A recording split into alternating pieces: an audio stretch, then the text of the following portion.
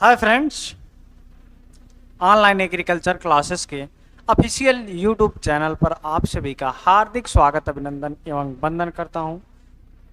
आइए आज के इस सेशन में जैसा कि आपको अवगत करा दिया जाए कि Indian Farmers Fertiliser Cooperative Limited की जो प्रत्येक वर्ष वैकेंसी आपकी रिलीज होती है, इसके संदर्भ में जो आपके महत्वपूर्ण इंपॉर्टेंट पॉइंट ऑफ व्यू हैं उनको हम इस वीडियो के अंदर रखे हैं, सम्मिलित किए हैं।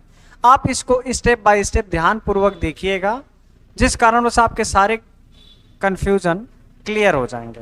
ठीक है, तो इसमें देखेंगे आपको क्या क्या हम डिस्कस करेंगे। IFFCO Indian Farmers Fertiliser Cooperative Limited के अंतर्गत आपकी जो वैकेंसी आई है, एग्रीकल्चर ग्रेजुएट ट्रेनी की पोस्ट आई है, एजीटी। ठीक है, पिछले वर्ष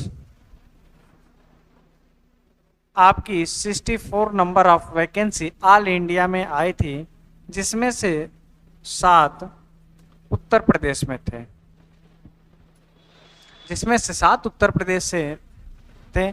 कभी भी आपका इफको क्रिफको वैकेंसी रिलीज होती हैं तो इसमें पहले प्रदर्शित नहीं किया जाता है, इनके द्वारा पहले नहीं बताया जाता है। ये जब आपकी ज्वाइनिंग हो जाती है, फाइनल सिलेक्शन हो जाता है, उसके उपरांत आपका पता चलता है कि उत्तर प्रदेश में 7 सीटें थीं, ऑल इंडिया में 64 सीटें थीं। अब इसमें देखेंगे योग्यता, यहाँ पर देख लेंगे एजीटी, एग्रीकल्चर ग्रेजुएट ट्रेनी के नाम से अगर आपको क्लियर हो जाना चाहिए कि योग्यता आपकी एग्रीकल्चर होगी। अभी आगे हम बताएंगे अंतिम तिथि, लास्ट डेट इसकी एप्लीकेशन आवेदन की कितनी है, फॉर्म की फीस कितनी, एप्लीकेशन फॉर्म की एज लिमिट क्या है और अदर इसमें सम्मिलित है। ठीक है, तो आप लोग चैनल को सब्सक्राइब कर लीजिएगा और बेल आइकन को प्रेस रखिएगा। इसमें आपको पूरा इसकी सीरीज चलेगी इफको की, prelims, mains, interview, selection procedure, all over XYZ सभी प्रोसेस इसमें चलेंगे। ठीक है, और एप्लीकेशन फॉर्म कैसे बनेंगे सभी आपको समस्त जानकारियां इसी चैनल पर मौजूद हैं। तो सबसे पहले हम आएंगे, बात करेंगे क्वालिफिकेशंस की, कि आपकी कौन सी शैक्षणिक योग्यता होनी चाहिए जिसके लिए आप इसमें एलिजिबल हैं। यहाँ पर देखेंगे first of all 4 years BSc agriculture full time regular degree. कहने का तात्पर्य है 4 वर्षीय BSc एग्रीकल्चर, यहाँ पर केवल BSc एग्रीकल्चर लिखा हुआ है। क्या BSc ऑनर्स एग्रीकल्चर से क्या रिलेटेड है? यदि आपके पास BSc ऑनर्स एग्रीकल्चर है कोई दिक्कत नहीं है, कॉलेज से है, प्राइवेट कॉलेज से है, ओपन कॉलेज से है, यूनिवर्सिटी से, ICAR एक्रीडेशन यूनिवर्सिटी से है, नॉन ICAR एक्रीडेशन यूनिवर्सिटी से है, लेकिन आपके पास BSc एग्रीकल्चर की 4th वर्ष डिग्री इसमें है तो आप एलिजिबल हैं। ठीक है, no doubt. Full time regular degree आपकी होती है आपकी BSc ऑनर्स एग्रीकल्चर। ठीक है, अब those candidates whose final semester result are expected by November 2023 can also applies. इसमें देखेंगे क्या कह रहा है कि अपेयरिंग वाले या पर्सिंग वाले स्टूडेंट भर सकते हैं फॉर्म, लेकिन उनका एग्जामिनेशन हो गया हो और नवंबर 2023 के पहले आपकी फाइनली पूर्ण रूप से रिजल्ट आपकी आ जानी चाहिए। ठीक है, फिर general OBC candidate should have secured minimum aggregate percent 60%। 60% general और OBC के कैंडिडेट जो अप्लाई कर रहे हैं आवेदन एप्लीकेशन फॉर्म, उनके लिए जो क्राइटेरिया रखा गया है BSc एग्रीकल्चर में ऑल ओवर में 60% मिनिमम रिक्वायरमेंट होनी चाहिए। SC ST कैंडिडेट के लिए 55% मार्क का प्रावधान रखा गया है BSc एग्रीकल्चर डिग्री में।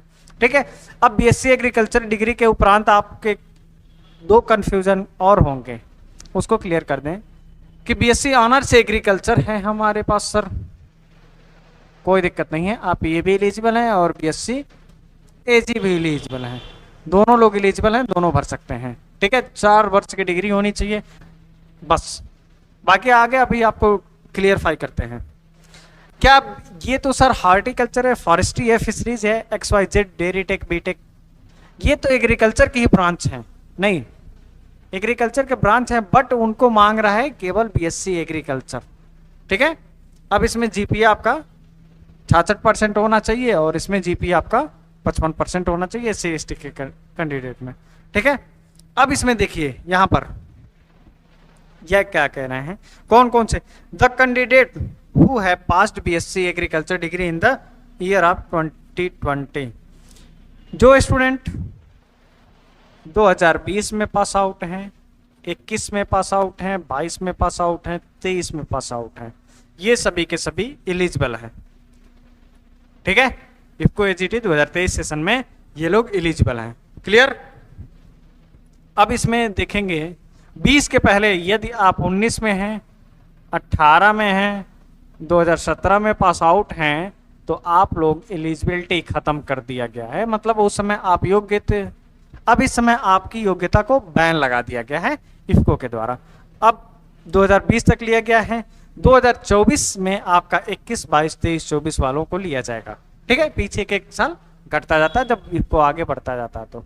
ठीक है, बस आपको 4 वर्ष के बच्चों को एलिजिबिलिटी दिया हुआ है और हमेशा का ही यही नियम है। ठीक है, लेकिन यहां पर दिया है यूजीसी रिकॉग्नाइज्ड यूनिवर्सिटी या इंस्टीट्यूट के अंतर्गत आपका होना चाहिए, आईसीआर नॉन आईसीआर से कोई मतलब नहीं है।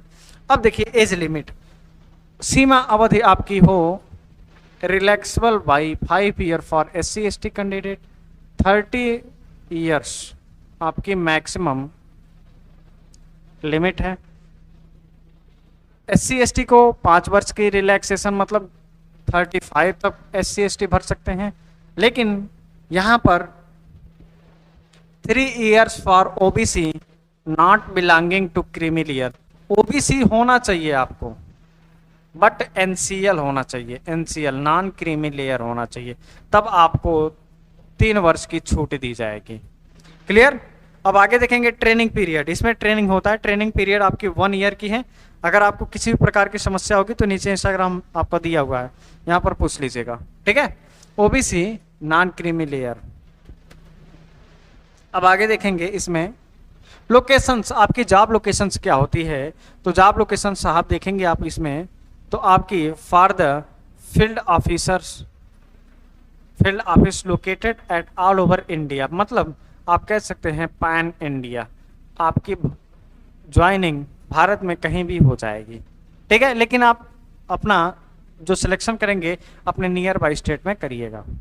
ठीक है, नॉलेज ऑफ रीजनल लैंग्वेज, आपको जिस क्षेत्र से, जिस रीजन से आप अप्लाई कर रहे हैं वहाँ की लोकल लैंग्वेज आपको बिल्कुल अच्छे तरीके से, बखूबी तरीके से आने चाहिए, जिस कारणवश आप अपने किसानों को और अन्य अन्य डिस्ट्रीब्यूटर से मिल करके उनकी बात को आप समझ लें, आप उनकी बात अपनी समझा लें।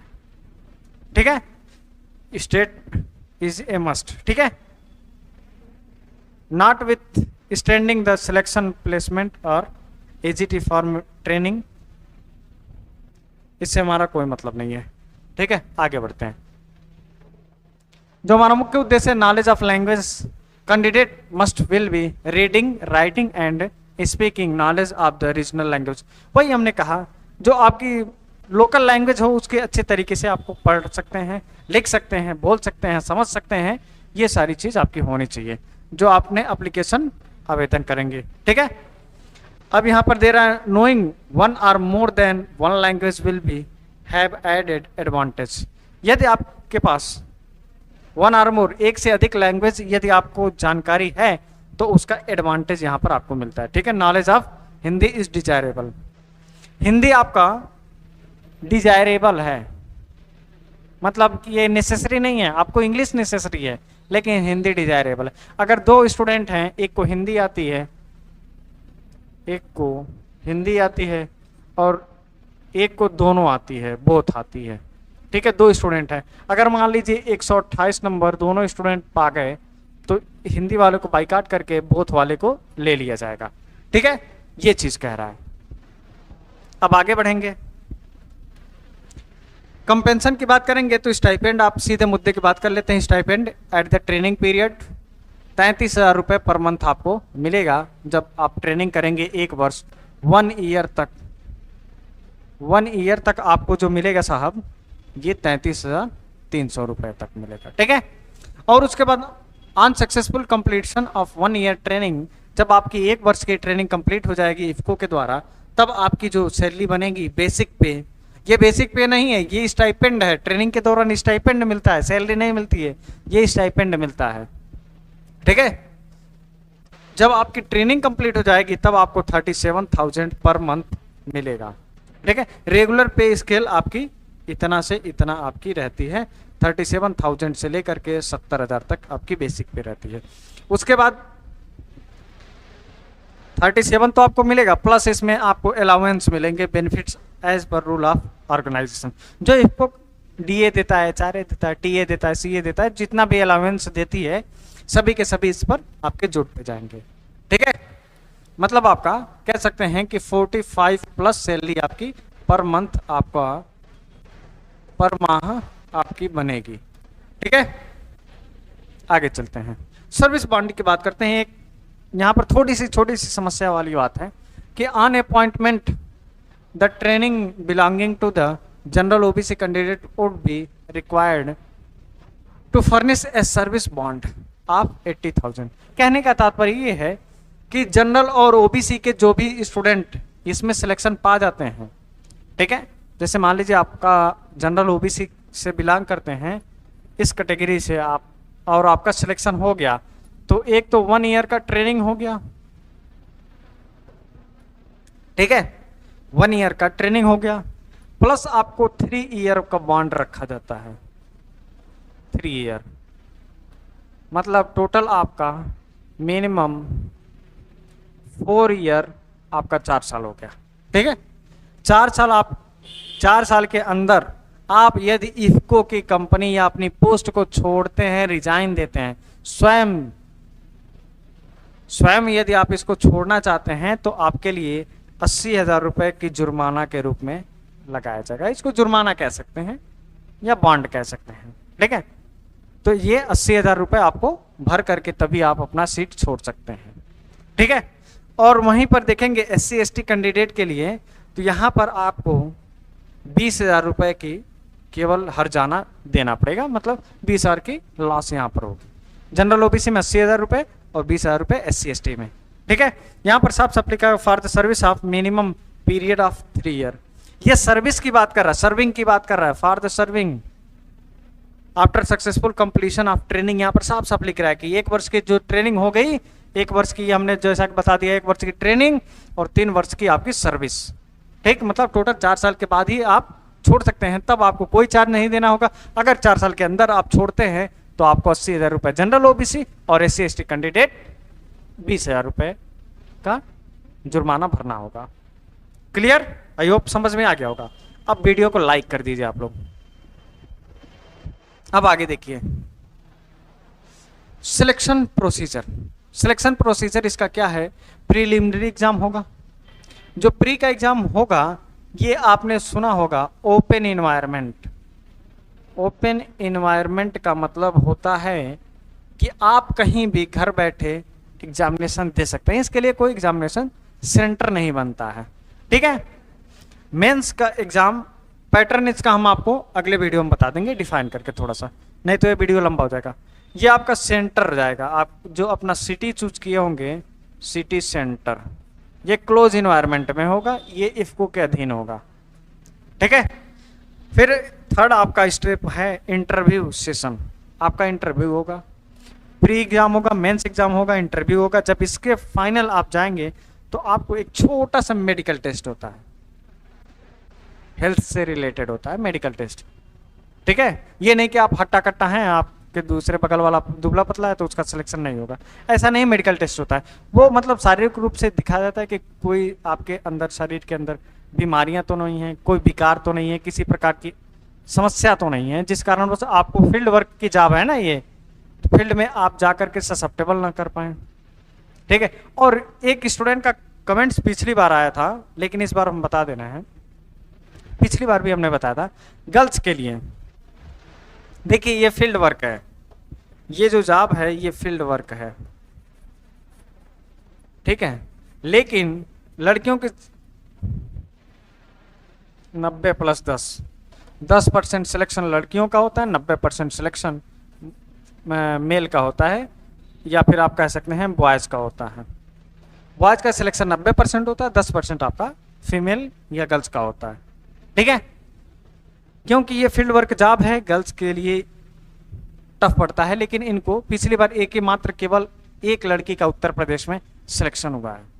पूरे ऑल ओवर उत्तर प्रदेश में 7 लड़कियां इंटरव्यू में बैठी थी, लेकिन जिसमें से मात्र एक स्टूडेंट का, एक फीमेल का, इसको रखा गया है हेड ऑफिस में रखा गया है। ठीक है, तो इसमें इंटरव्यू होगा, मेडिकल टेस्ट होगा, मेंस एग्जाम होगा और प्री एग्जाम होगा। ठीक है, अब देखिए इसमें एप्लीकेशन फीस की बात करते हैं, तो एप्लीकेशन फीस इसका 0 है। ठीक है, यदि आप एप्लीकेशन फॉर्म नहीं भर पाते हैं या फिर कोई समस्या आएगी तो आप हमारे टीम से संपर्क कर लीजिएगा। इंस्टाग्राम पर आपको संपर्क करना होगा, वहीं से हम आपको टीम का नंबर दे देंगे, आप टीम से अपने फॉर्म भरवा लीजिएगा, कोई दिक्कत नहीं है। ठीक है, जो भी चार्ज होगा अपना टीम को दे दीजिएगा। लास्ट डेट 7 अक्टूबर 2023 को अंतिम तिथि है, उसके पहले आपको हर हाल में एप्लीकेशन आवेदन कंप्लीट कर लेना है, पूर्ण कर लेना है अपना। ठीक है,